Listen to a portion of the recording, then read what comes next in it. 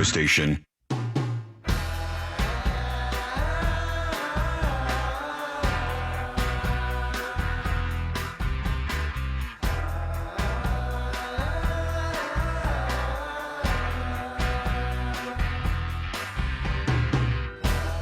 Welcome to Fort Fritz, your one-stop for news, current events, and all things supernatural, paranormal, and things that go bump in the night, packaged and presented in the form of know-nothing know-it-alls entertaining the unknown. Hello, I am Fritz, joined by Sabrina. Hey, everybody. And for the next hour, we will tell you some current event stuff and also our favorite campfire tales because it's the summer, and let's get spookier and spookier and spookier. I enjoy it. I have been sweating a lot this summer, so why not get spooked even more while sweating at the same time?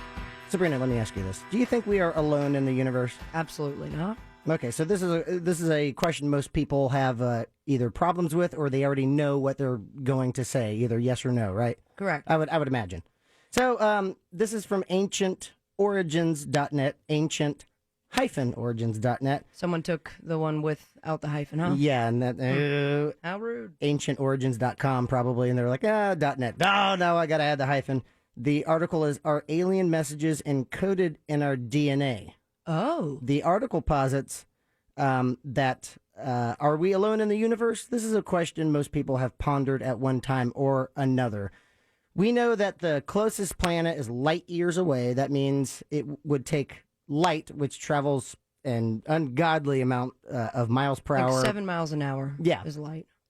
Times a million light years away. That's what I meant. So we have no means of traveling to these planets. So if we are visited by something other than humans, they probably have an advanced civilization, one would imagine. Yes, or maybe we're the advanced ones and they are still living in the cave-like situations. Yeah. I don't know. I just know it's crazy talk to think that we are the only planet that has living species on it. Right. So the article says, perhaps aliens already have visited here in the past, or maybe they're visiting right now and have been doing so all along. But for reasons we cannot fathom, they're either unable or unwilling to contact us openly. If that is the case, they may have left coded information behind somewhere announcing their presence, waiting for us to become advanced enough to find it and correctly interpret its meaning. But then also they put these codes in our bodies? Mm-hmm. So some researchers believe data revealing the truth about our origins and about our connection to alien life can be found by searching within, and that goes into the mitochondrial DNA, the things that we have that other animals don't. For instance, we have 44 chromosomes plus 2 sex chromosomes, so 46. And maybe this article posits human beings were created as biological mirror images of our progenitors. Progenitors, that sounds dirty. A superior extraterrestrial civilization that paved the way for our existence millions of years ago. So you're telling me that we look like what the aliens are. They've built our DNA. There's a code in here somewhere that we are too stupid to figure out right now. Mm-hmm. However, once we do figure it out, we'll realize that there is an alien, Jeff, that looks just like you. Yep. But it's maybe like a different shade of blue. And maybe that's why aliens are visiting our planet now that we have the technology available to really look into our DNA. Whoa. It also goes back, this even freaks me out because it goes back to it lends more credence to the biblical phrase, quote, "for you were made in my image," unquote.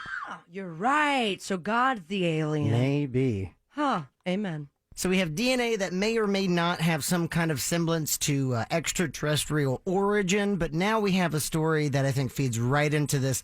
This is Mandaddy's story, Ichneumon Parasitoid Wasps. You can find this one on the Fort Fritz episode, Land of the Lost Cause. Enjoy. The jungle, what's more romantic than that? Have you ever heard of Ichneumon? What? That's a great band. It would be a great band, but it's actually a horrible thing. Ichneumons, pronounced Ichneumons. Spell that. ICHNEUMONS. M-O-N-S. In EU. M-O-U-S-E. Ichneumons. Doo-doo-doo. Ichneumons. Doo-doo-doo. They're massive soup for family of parasitic wasps. Like, So they are, in fact, a massive superfamily of parasitic wasps. Now, I wait just a love minute. the Is term. this like Lori Loughlin parasitic wasp? Oh, got him! Bam! Topical. Topical. Bring it. While usually they're not a threat to humans, usually, but right now, evidently, that is Big. It was too. big. It was big. It had weight to it. I mean, Yeah. I felt like a baby was on my neck. Now, the thing about these wasps is they have a rather horrific way of starting life. Now, they average in length between 1/8 to 5 inches long. And all have a intimidating ovipositor, which is quite literally an egg depositor, but it looks like a stinger. They don't actually sting. They just look like these giant evil wasps. But one thing that they all have in common is that they start life as a parasite. What's the difference between ovipositing and stinging? Well, stinging stinging would inject a venom, And- while an ovipositor injects an egg. Okay, so Gross. way worse than a sting. yeah. True, but it's not a literal It's not a outstage. It's just more like it's like blick, and now worse stuff happens way later. And now you Wait, I'm are talking a about host. myself. Yeah. You're a host. Good deal. Now, the female wasp will lay their eggs near or often on a host. Now, they have been observed drilling their ovipositor 2 to 3 inches into a dead log because they can hear larvae inside of it. So they'll put their antenna next to a log, hear fly larvae in it, and they'll dig their ovipositor into the wood 2 or 3 inches. I don't like the way you're saying ovipositor. It's just fun to say. It's like really erotic. Ovipositor. So, yeah, he's and got then they such a- inject the ovipositor. So throaty. One to talk. Now, some I don't scientists even know what that means. have discovered, you will. Oh. Some scientists have discovered that the tip of some of the ovipositors may be hardened Super hot. with iodized manganese or zinc, like almost tiny little drill bits. Oh, wow. And they're not sure if it's like a natural process or if the wasps are somehow using outside materials like tools, like if they're somehow You go coating their galvanized? ovipositors. Yeah, basically. Get So like wasp shop. this week on Wasp Shop. I got the titanium ovipositor, girl. Now, make sure you're... Got that bling bling in my ovipositor. You're gonna go straight down in that log, girl. Yeah. You know it, girl. Make sure your fifth hand is on the third drill bit. Now, Holy shit, dude. Kind That's of nuts. involved. Now, That's once nuts. yeah, it is. Once the eggs begin to mature into the larval stage, they'll begin to feed on the blood and soft tissue of the There it fly larva, and eventually chew their way through the wood and escape. But when eating fly babies isn't enough, certain Ichneumon wasps step up their game a bunch. While most parasites don't kill their host because no host equals no food, however, parasitoids give zero f***s about the life of their hosts. Yeah, just like wasps. Mean mother. They're just Yeah. evil Wasps bastards. suck. Yeah, they suck. Bees do a lot for the planet. Wasps can go bite a big one. they don't do anything for the Even planet. spiders, like I see a spider, I'm like kind of like maybe he's okay. Yeah, I'll you have a name place. him. You His have a name's like place in the Robin or ecosystem. something. If I see a wasp, it's war. Like I Wasp- don't give a. So Yeah.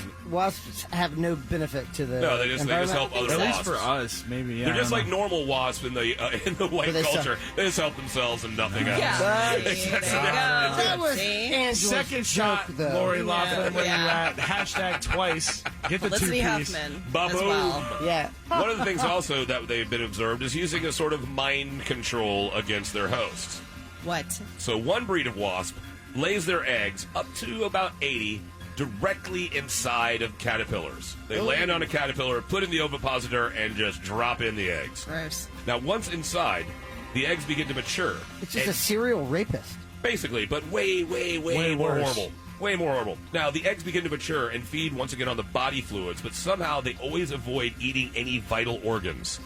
Somehow these little tiny larvae bugs know how to eat the right parts of the caterpillar So to keep advanced. it alive. They're just like, first the appendix, Yeah. then the gallbladder. Then the Those are the best. calves. You're like you got 10 calves. And I can one take a couple of kidney. those. Yeah, exactly. One, just one. And so basically, it becomes a shell of itself, but it still stays alive somehow, which is even worse. Good Now, God. the wasp larvae go through several molts inside of the caterpillar. And so as they shed their Sam, do they pay exoskeletons... rent? They should. God. They should. Now, as they shed their exoskeletons and they expand, the caterpillar begins to grow and expand as well. Till it looks like it's been described as a soda can in the freezer about to burst. And so it's just, poor thing. Yeah, it's just horrible. Now, at this point, the wasp larvae have assumed total control of the caterpillar. And it will start using its own silk to create a protective covering to shield the larva. It'll actually cover itself almost into a cocoon just to save the larvae, not for its own uses. And then it'll go into defense mode. It'll actually get up on its hind legs and lash out at any predators. Whoa. And to save the eggs inside of it, including hyperparasitoids that actually lay their eggs into other wasp larvae. So it even goes to another level where there's a wasp that lies eggs inside of other wasp eggs. Dude, this is so crazy. Everybody's always like, the beauty of nature. That It's just evil on evil. Evil and mean. And blood and eating. It's just anything for survival. Insects That's it. need a lot of therapy. As Amy was checking her... I know. Look at your fingernails when you said that was so real, man. Oh, Good my Lord. God. Well I'm so done. infinitely more frightened of you now. Please I didn't don't think that was ever possible. kill me. I didn't think that was possible. It is. Ugh. Almighty. Like I said, now they will rear up on their hind legs and whip its head violently at any attackers. It's even been Does that observed. nay-nay? Does that whip? God, Does that nay-nay? that was a horrible Does time that for whip? culture right there. What are you talking about? I'm talking about the... That was a tight. No, I'm talking to him. That was a tight ass motherfucking dance. Also, Who are you scaring, caterpillar? Swollen caterpillar whipping your head, Swole. whipping the nay. Because when it bucks up, it's like 7 feet tall. Full of like big ass caterpillar. it's just like gyrating. Dune. Like I'm full of like wasp eggs. Like off. It's full of political powers at that point. Ugh, gross. It's even been observed grabbing enemies with its mouth and tossing it aside like Godzilla style. That's gross. Which is odd for a placid vegetarian. You know, they're very placid vegetarians. All of a sudden they become these violent beasts. Now, it's fun time. Time for all 80 larvae to make their exit. And they do it all at once. Over the course of an hour, they release chemicals that paralyze the host, and then they begin to gnaw their way out. Now, what's interesting is that when the larvae finally leave their final exoskeleton actually kind of plugs up the hole left.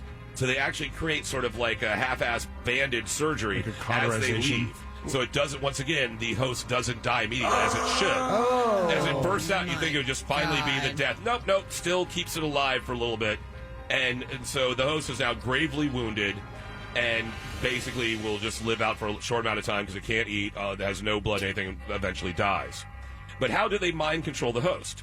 Scientists have dissected caterpillars after being used as a host, and what they found out is that a few of the larvae are left behind, almost like they sacrifice themselves for the good of the brood. Like the runts? I don't know if it's selected that way. We don't know. But one or two of them will stay behind. They'll inject into the brain of the host a cocktail of chemicals that keep it under control, and then they stay behind so their brothers and sisters may escape and survive.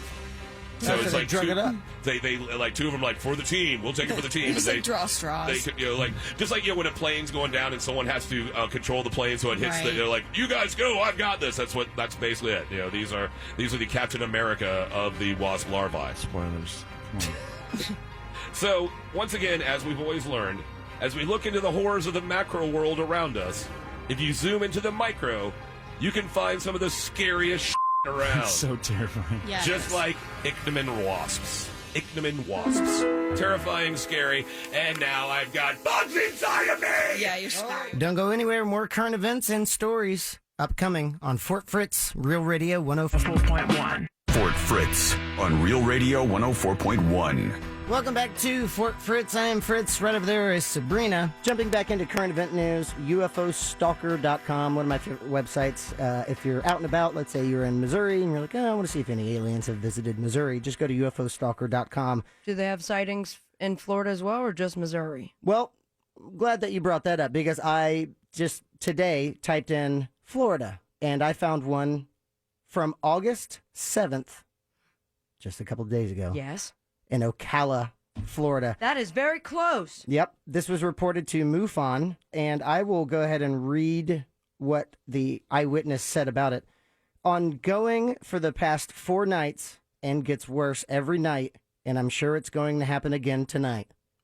Now, we don't know for sure, if they know for sure, but starts out with larger orbs releasing tiny ones. Sometimes the larger ones move, position, or streak across the sky. They also project beams of light, almost not visible, and also seem to have an aura or a cone of light rotating around them.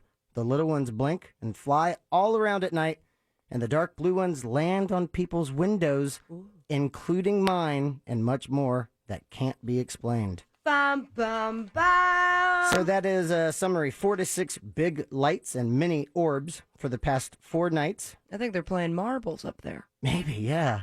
I think just like an old game of ball shuffle ball. Yeah, what's it called when you throw the Jumping ball? jacks. Yeah, jumping jacks. That's what they're doing. As far as flight path, stationary, hovering, then straight line.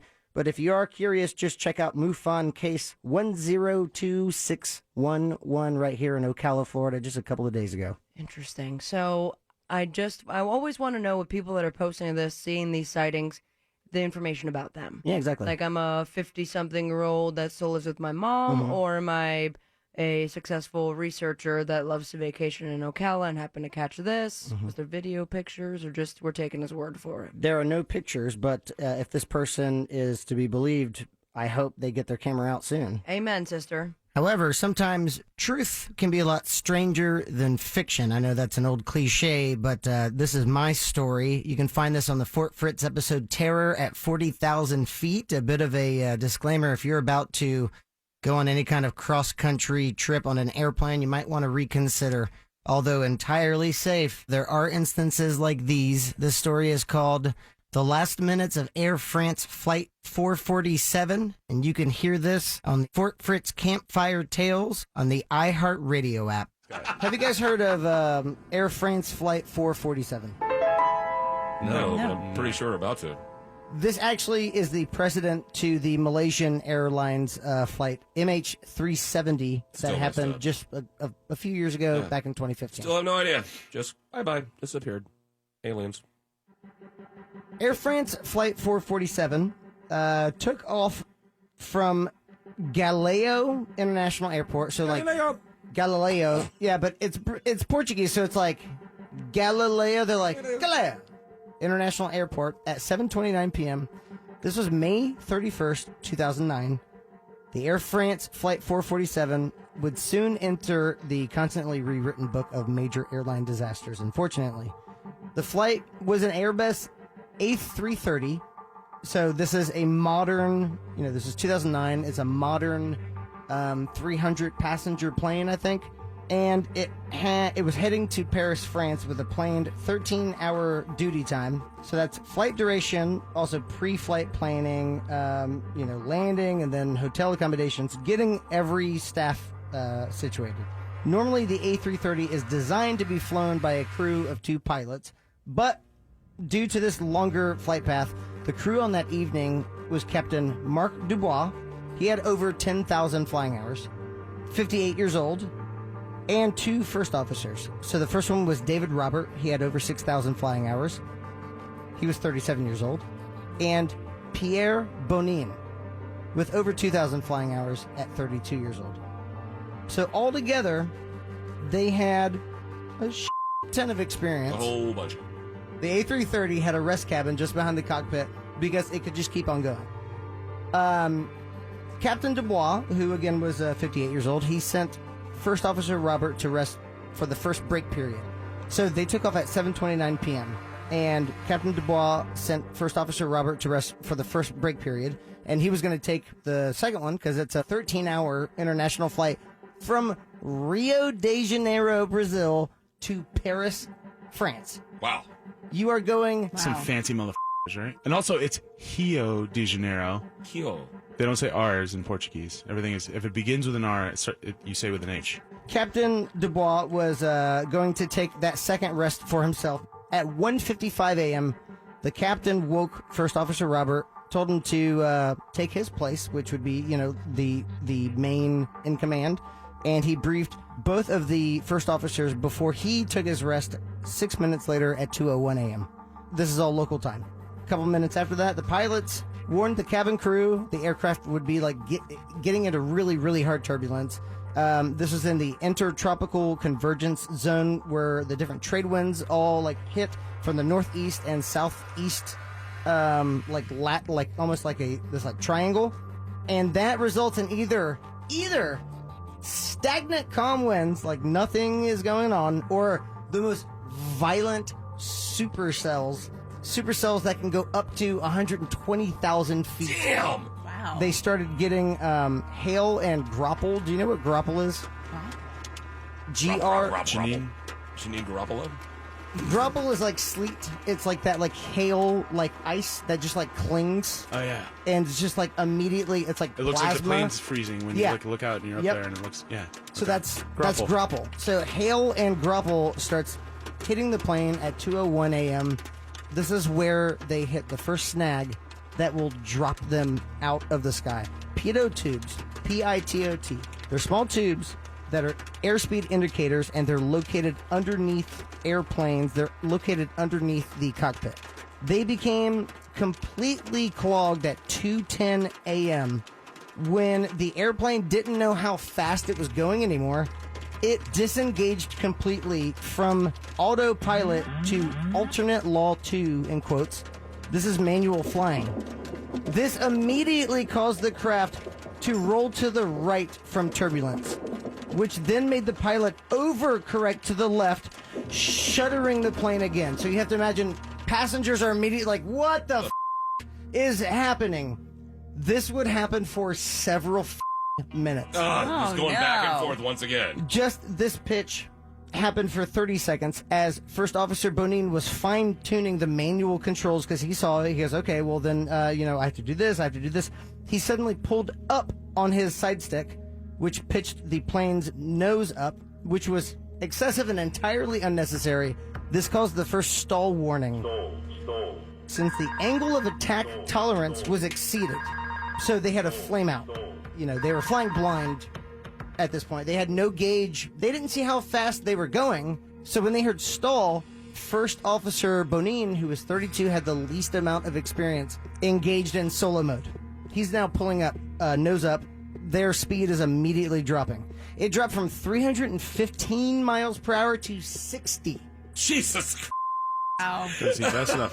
From half the speed of sound to I-4 on Thursday. Due to the attack increase, Flight 447 climbed from its cruising altitude of 35,000 feet, climbing 7,000 feet per minute in this takeoff nose up approach.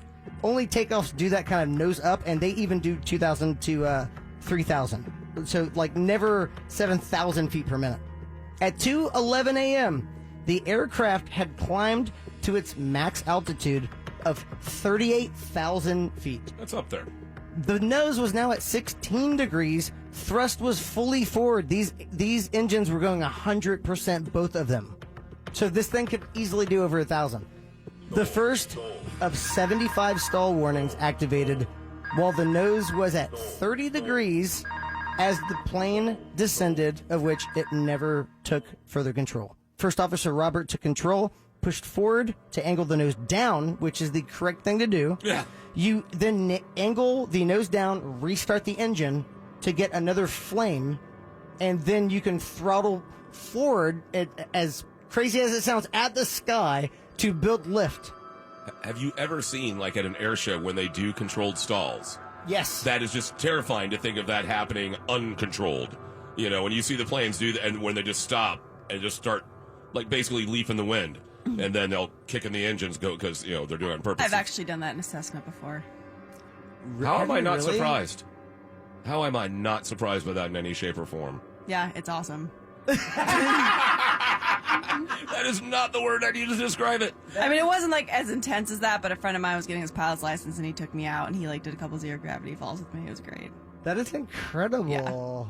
So, First Officer Robert took control. This was at 2:11 a.m. and pushed forward to angle the nose down. So he's flying at the left side of the plane, and the standard, hey, I'm flying this thing.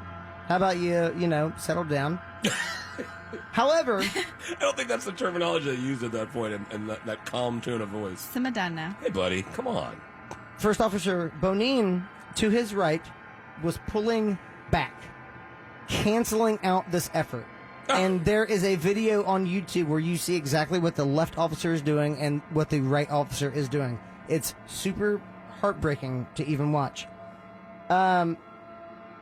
Captain Dubois entered, heard the stall warnings, constantly playing, it would never stop, and said, "What the hell are you doing?" The altitude was now 35,000 feet, and the nose angle never dropped below 35 degrees again. So almost shooting for the moon. Yes. First Officer Robert responded with, "We've lost all control of the airplane. We don't understand anything. We've tried everything." And then climb. The plane descended at 10,912 feet per minute and remained stalled for the entire 3.5 minutes from 38,000 Oh my feet. When First It's Officer dead weight. When First Officer Bonin replied, "But I've been at maximum nose up for a while," Captain Dubois realized that Bonin was causing the stall, and he shouted, No, don't climb." Lastly, the ground proximity warning system engaged with an ominous warning of an impending crash into the Atlantic Ocean. Bonin, realizing the situation was now hopeless, said, "We're going to crash. This can't be. But what's happening?" The last CVR recording was Captain Dubois saying, 10 degrees pitch attitude. Flight 447 crashed belly first into the ocean at 175 miles per hour. Oh my God. That's hitting concrete. You're not hitting water. You're hitting concrete at that speed. 2 years later, at a cost of hundreds of thousands of hours and millions of dollars, Air France found the wreckage of Flight 447 at a distance of 2 miles below the surface of the water. They actually used the same technology Wow. that James Cameron did when he found the Titanic. James Cameron to the rescue once again. With its CVR still intact, they found the plane was still responsive at all points during the flight. The error was a lack of communication between pilots, which ultimately paid the biggest cost. Wow. It's crazy. Just that the left hand didn't know what the right hand was doing. Exactly. That's amazing. I mean, not amazing. It's terrifying and horrible. But just when human error at that level. Whoa. You are listening to Fort Fritz on Real Radio 104.1. Fort Fritz on Real Radio 104.1. Hey, welcome back to Fort Fritz. I am Fritz. I have Sabrina here with me. So this one was interesting, Sabrina. CNET.com. We know all about the Area 51 raid event on Facebook, right? Yes, Storm Area 51, they can't stop us all. I believe September 21st? You're close. 22nd. 21st, but now things have changed. Oh, no. So the CNET.com article is Area 51 raid event, quote, "to see them aliens," unquote, removed by Facebook. Oh, no. Yep. Matthew Roberts started it all as a joke. Now a festival is actually being set up on September 20th because it was removed. So it appears as though Facebook took the page down on August 3rd for violating community standards. Okay, so you go ahead, Facebook, and you get all the headlines, and people are talking about it for months. Millions have expressed their interest and or going. Yeah, it piqued the interest of everyone. And then you'd pull the rug from under everyone's fun when you decide, Mark? The event creator, Matthew Roberts, posted a screenshot on his personal Facebook page of the notice Facebook had sent him, saying it had taken down the event because it, quote, went against, unquote, Facebook's, quote, community standards, unquote. Robert said, "I never got any reason behind the event being removed. I created a sister event which amassed about 15,000 people before being taken down for no reason." So they did it twice. What the hell, Facebook? Back off. I People think- are actually using your social media. I think if anything, it doesn't violate a community standard outside of, having fun with trying to find the unexplainable. I mean, granted, it is a military installation. Yeah, but So- at the same time, if they wanted to remove it, they should have done it a long time ago. I mean, We've Exactly. been talking about this for a month. A long time. So they're actually going to plan a festival right outside of Area 51, like with vendors and music and that stuff? They are now. Yeah, that's going to be September 20th. Robert said, I think it's pretty reckless of Facebook, especially because I'm trying to direct people away from storming the base, and now I've lost my entire audience. He expects around 20,000 people, though, to still attend the festival September 20th. What a gig. That Yeah. guy makes a funny for a Facebook event and now is going to profit from this funny. Now, if we thought we could figure out what Facebook does on a daily basis, it pales in comparison to the folklores of the ancient Seminole Native American tribe, the Unconquered. This one is from Kaz. It's the Seminole Owlman, and you can find this on the Fort Fritz episode, Nick Spry's Crippling Debt. Just open up that iHeartRadio app and search the Seminole Owlman in Fort Fritz Campfire Tales. Mine is actually more ancient, more wise, more established than your dorky ass goatmen. Hey. And your silly little fish people. Hey, frog people. And your stupid ass tree. Trees are wise. They are wise, of course. All right, I'll give you that. Musical instruments. But they're pretty stationary. Not like an owl or an owl man. This is a native cryptid. This is one of our homegrown folklore legends by the Seminole tribe. Really? That close? Oh, Yeah. wow. This is of the Stikini or the Stigini. How do you spell it? Stikini. Stikini. Stinkini. No N. Okay. I did that too. Funny, Like a really racist, like farty Italian magician. thing. Yeah, all right. A really flatulent magician. And the great Stikini. The great Stinkini? Yeah. Jesus. Also reminds me of Willow, the Daikini child. All right. Watch me clear this room. Disappeared. It's like a magic. So just to clarify, it's Stikini. Correct. Okay. Stikini. Stickini. Or Yeah, that's weird. Ishtikini. So, according to legend, the Stikini are actually during the day normal people. They're in the tribe. They're you would know them. They say that, and again, this might be sort of attributed to people's general sort of distaste for the counterculture, the weirdo or whatever. They say that normally the Stikini is like the kind of the weird guy that stays to himself and isn't really into like all the other stuff and is kind of like maybe secretive. And that's how you might know him in your tribe. But at night, the Stikini has another form. He turns into an owl man specifically. He's got big buff arms and like a scary owl face, like a knowing, scary owl face. You know what I'm talking about? Knowing, scary owl face, like Nose, Like a human with owl eyes. you know, it's almost kind of cute, but still, like it's like bird, so that you don't know if they're angry or they're what. It's just is this like a blank, Dr. Jekyll and Mr. Hyde type very, of thing? Yeah, very like hybrid, chimera-ish kind of thing. But the interesting thing about the Stikini is that, other than the fact that he's a half owl person, is that Besides that, there's more. There's more to his Tinder profile. Yeah, in with that. I'm an owl person. Yeah, we're swiping. just looking for friends in town for a couple mice. God first. Wait, I have a question. Can he turn his head around? He can. What? He can. He turns it all the way around. He looks at you from any angle. He's got perfect stereoscopic vision. And he can fly. Silently. Yeah. Did you know that owls, quick aside, owl minute, did you know that owls actually hunt other owls? Yes. Yeah. And I swear to God, I heard an owl killing another owl in my backyard like a couple of nights. It almost sounded like they were having an argument at first. And then I was like, there's no way one owl is attacking another owl. And I looked it up and they're like, yeah, sure enough, like they'll hunt each other. What if were there's they a smaller arguing one. about? It was 3 licks. No, 2 licks to the center of the Tootsie Pop. Instead of saying, whoo, they're going, why? So yeah, it was scary. The sound of 2 owls fighting or killing each other. That's a good Never. band name. The sound of 2 2 owls fighting. killing each other. That actually is pretty good. It's really specific band The name. sound of We've two had owls. great band names on Yeah. this show. Oh, absolutely. Oh, I feel you like that should be trademark on all of them. Right, Yeah. yeah, exactly. That They should all be part belong of to Fort like Fritz. Right. By definition. But ultimately, Kaz, I mean, is this Owlman? I mean, what kind of fighting skills does he bring to the table? So, first of all, he is essentially immortal. What? Because prior to going on his nightly hunts, he regurgitates his own internal organs and his soul. What? His mortal What? soul, Nick Spry.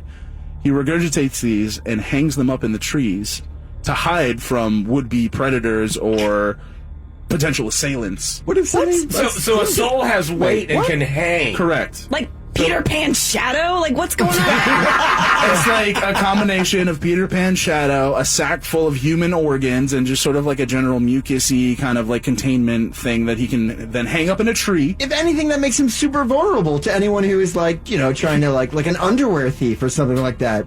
Does he have like a retractable clothesline? He has the power, Angela, of being an hyper-intelligent woodland creature that knows where to hide his organs, his potential weakness, his Achilles heel, if you will. He knows where to hide these things away from potential predators. Away from bears, even. Bears, or like, you know, even like your like larger raccoons. Not the small ones. They're not worried about that. They're not tree. chewing through the mucus sac. Hillbillies. After he hangs up his Achilles heel. Yeah, changes into his jammies. This is his war. These are war PJs. Like, this isn't like War PJs. That's a great band There's name another there. band name IP. for it. I wear them every day. Hey, everyone, let's take this seriously, right? Owlman has war PJs now. So he hangs, he hangs She's on. He's living in his tree Nighttime house. is when it pops off. He puts his organs up. He goes up. He goes out on the hunt. He steals your still beating heart from your throat as you sleep.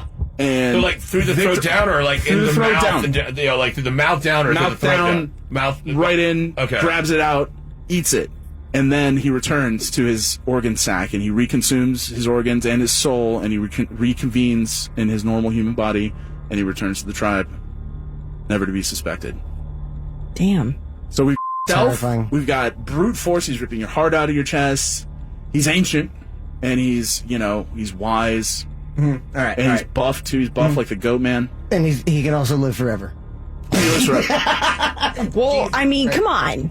Lives forever with the caveat of that no one snatches so I will away say- his organs out of a tree from a dry cleaning hanger. I will say, Thank okay, you. according to legend, he does have one vulnerable spot. And I'm sure you guys have probably already guessed it. It's if you happen to find his organ sac when it's outside of his body, and probably just deal it like a serious blow. like his Achilles pancreas. It'll probably just die. But again, we're talking about a wise, ancient creature. It's been here for almost forever, since before us, at least before 1986. And that thing, Son of a bitch. Yeah.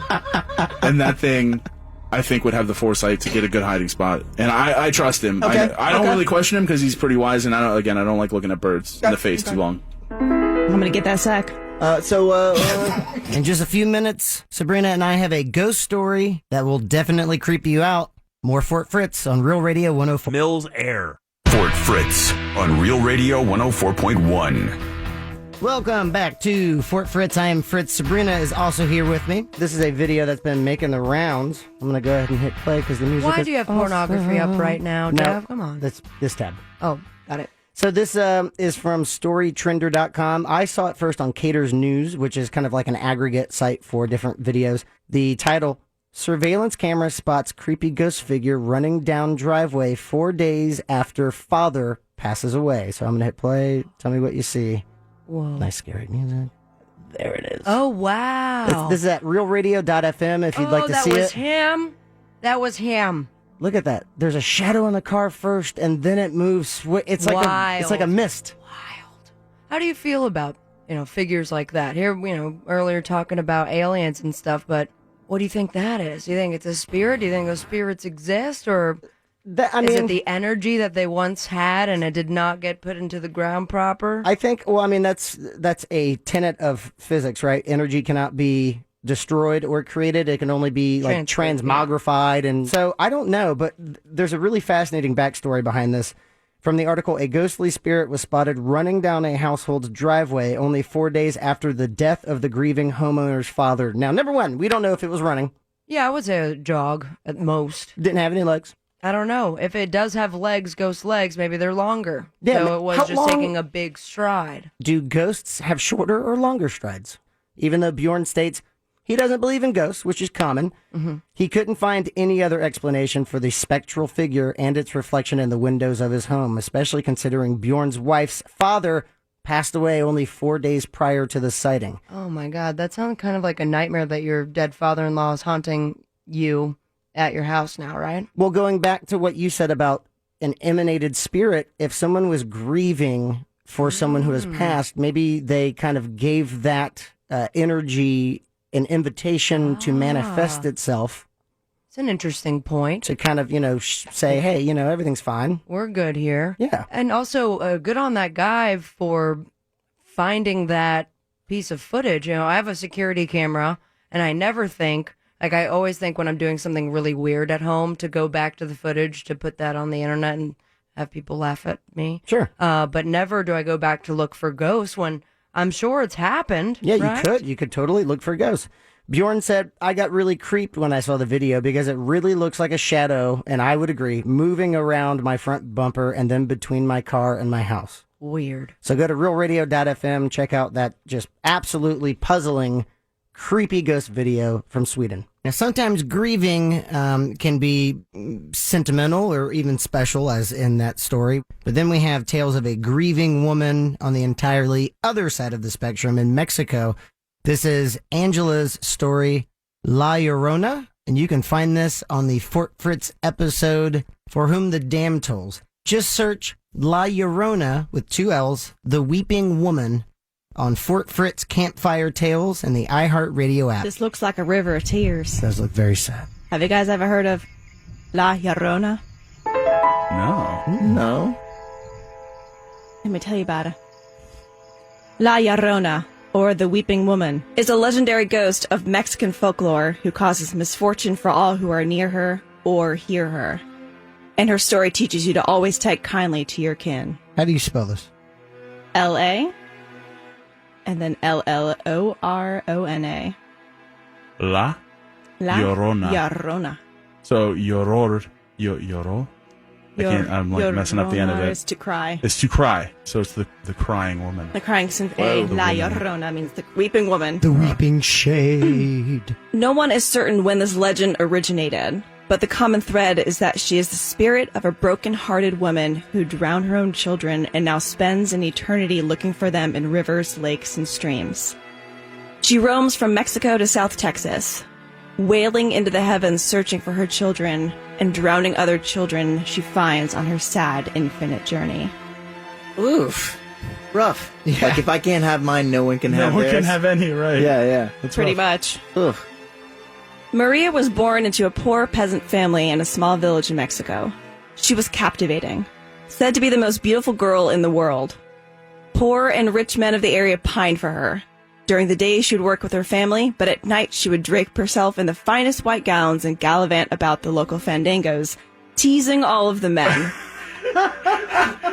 But, like, teasing them, like, be like, You can't get me. like, You there, boys, at the Fandango. At the fandango in my white gown. You can't touch me. At the Fandango. She never wanted to marry any of them. She thought herself to be so beautiful that she would only marry the most handsome man in the world. Finally, a handsome young ranchero visited her small town. He was wild and rich, and Maria thought he was just as beautiful as she was. She married him believing that she had found her one true love, and the only man worthy of her hand in marriage. wow. They had 2 lovely daughters together, and Maria was so happy. But her husband did not enjoy his life with her. He thought he was better than Maria, as she came from a poor family in a tiny, humble village. He started leaving her for weeks and months at a time, womanizing, drinking, gambling. Whenever he returned, he barely spoke with Maria, only ever talking to their daughters. The last time he came back, Maria and her daughters were strolling the river when her husband rode in on a carriage. Sitting next to him was a young, elegant woman, most likely from money and just as beautiful as Maria. That bastard. As he approached them, he didn't even speak to Maria. He only spoke to his daughters, and then rode off with this new woman, never looking back. Maria went into a full fit of rage. Yeah. She was the most beautiful woman in the world, and how dare he leave her and only speak to their children. Out of pure anger and jealousy, Maria threw her children into the river and let them drown. So he came back to their place, their residence, Yes. and refused to speak to Maria. Just showed up with this chick and refused to talk to his wife. Correct. The side piece. And he was already Right. starting The this. side like- porn, if yes. you will. He was already starting this before. So this is something that was long in the works. Upon realizing what she had done, she tried to save them and reached her arms out as they disappeared into the water. She was inconsolable with grief and ran down the streets of the village wailing and crying at the loss of her children. And because Maria had always acted like she was better than everyone, no one consoled her. What? Yeah. This one What was, does she think? Right. She was kind of a bitch. Right. And then she's the one who threw him in the river. She did it. So that I don't necessarily see as a negative, right? Like maybe it was just a test of strength. Like, you know, you can throw your kids like in the lake to see if they can swim, but then you get them out, like you don't let them drown. So that was rude. She didn't think about it. Not It good wasn't planning. well thought out. She mourned her daughter for weeks. She didn't eat or drink, just stumbled down the riverbanks looking for her dead daughter's bodies. She became thin, like a walking skeleton. And eventually she died by the river where she killed her children. Did she pine away? Like she was so emaciated, she just let Correct. herself go? She languished. Travelers saw her body and buried her along the water. Soon after her death, people began claiming they had seen her thin frame draped in a white gown walking along the river or even on the water, weeping and wailing, looking for her dead daughters. Some said she was turned away from heaven because of what she did and not allowed in until she found them. And no one called her Maria anymore. She was now La Llorona, the weeping woman. Wait, was she wearing all white? Yes. White gown. It's spooky. I'm just saying. I mean, yeah, it's pretty spooky. Super spooky. It's a super spooky outfit to pick. What's the spookiest color I could wear as a ghost? White. A white gown. Because it means pure in most religions. As years went by, La Llorona's spirit grew more evil. She started kidnapping children and drowning them in rivers, lakes, and streams. She would beg them for forgiveness like they were her own children before, taking them to a water grave in hopes that her deaths would take the place of her own daughters. Children growing up in the area were told not to misbehave or go outside at night, otherwise La Llorona would snatch them up and take their lives. There's a story of a man named Epifanio Garcia who often argued with his parents when he was younger. After a heated argument, Epifanio and his brothers decided to leave their parents' house and took the horses and carriage. On their way, a woman appeared on the seat with them. She sat silently, and the boys, not sure what to do, decided to turn back home, not sure who this woman was or what she was. And she just whispered, "I will visit you again someday when you argue with your mother," Jesus. Gross. Wow. and vanished. So this was something that was picked up while en route? These guys were like, they had their horse and carriage? Yes, these three brothers got in some fight with their parents, left, and she showed up on the carriage with them. They believe she spared them because they turned around to go back to their mother and father. Wow. For years, her spirit has haunted the region with stories like this. Her weeps and wails echo across bodies of water as she searches for her dead Wow, daughters. that even sounds scary. And she visits those who do not treat their families well. To this day, many children who have grown up in the Mexican South Texas area say that their parents used to warn them, "You better go to sleep, or La Llorona will come into your room and take you away." Please check out Fort Fritz and Fort Fritz Campfire Tales on the iHeartRadio app. And thanks for listening. Up next, Bungalower in the Bus. Until next time, pleasant dreams.